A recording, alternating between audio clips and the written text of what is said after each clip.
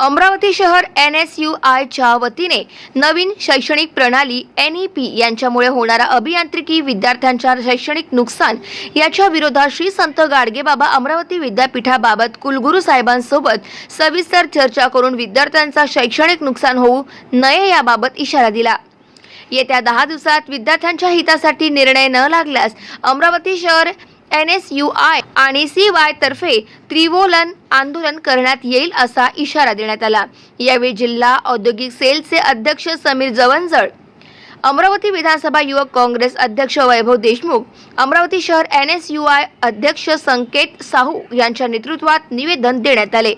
यावेळी आकाश धुरटकर उपस्थित होते। गाव माझा न्यूज करिता महादेव नवघरे, अमरावती।